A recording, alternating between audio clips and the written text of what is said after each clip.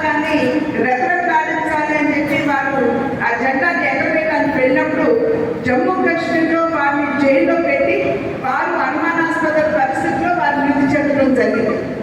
మరి ఆ కళ ఏదైతే ఉన్నదో, ఏదైతే ఆ లక్ష్యం ఉన్నదో 370 అధికారులను తొలగించాలి అన్నది నరేంద్ర మోడీ గారు ప్రధాని అయిన తర్వాత నరేంద్ర మోడీ గారు మరియు అమిత్ షా భయం ఏదైతే ఉందో వారు ఆ 370 అధికారులను తొలగించడంలో విజయవంతమయ్యారు. అది మాత్రమే కాకుండా ఎంత చక్కగా, ఎంత చతురంతో, ఎంత సామర్థ్యంతో చేశారంటే రక్తం ఏమై పారుతుంది అని అందరూ చెప్పినా కూడా ఒక్క పొట్టు రక్తం చిందించకుండా అధికారులు 370కి తొలగించడం జరిగింది. కనుకనే నరేంద్ర మోడీ గారు కావచ్చు, నడ్డా గారు కావచ్చు, ఈ 370 అనేది సంఖ్య కాదు, మనకి చాలా చాలా ప్రధానమైనటువంటి విషయం అని చెప్పి గమనించాలి. అందుకని 370 మనం చేయించాలి అని చెప్పి నరేంద్ర మోడీ గారు మనం చెప్పినటువంటి విషయం. ఆ నేపథ్యంలో కేవలం ఢిల్లీలో 370 కావు కదా, ప్రతి రాష్ట్రంలో మనం ఎంపీని గెలిపించి మనం పార్లమెంట్కి పంపించినప్పుడే మనం 370 కళ ఏదైతే ఉందో దాన్ని మనం సాకారం చేసుకోగలుగుతాం, సాధించగలుగుతాం.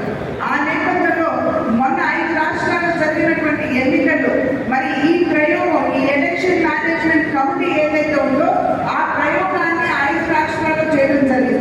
ఎవరు కూడా విశ్వసించలేదు. మధ్యప్రదేశ్లో కావచ్చు, ఛత్తీస్గఢ్లో కావచ్చు మనం గెలుస్తామని చెప్పి ఎవరు కూడా ఊహించలేదు.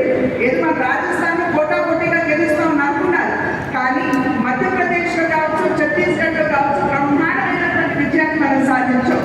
ఎలా సాధించామంటే దాన్ని ఎలా సాధించామంటే ఈ రకంగా ఎలక్షన్ మేనేజ్మెంట్ కమిటీ మాధ్యమంగానే.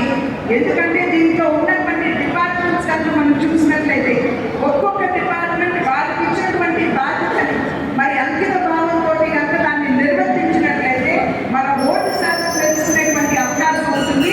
మనం ఏదైతే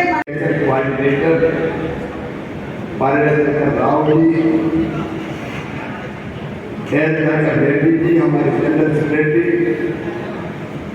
समाज श्रीनिवास जी कलेक्टर को इंचार्ज वेंकट नारायण रेड्डी जी हमारे प्रदेश के वाइस प्रेसिडेंट और 5 पार्लियामेंट्री काउंसिल 5 जिले हैं, नेहरू, तिरुपति, चित्तूर, राजगढ़, मंजोर, ये हमारे सभी कार्यकर्ता बहनों और भाइयों जिस कलेक्टर के काम को देखने के वो कार्यकर्ता, मैं उन सबको सभी के अत्यंत प्रसन्न हूँ और आप सबको प्रणाम करता हूँ।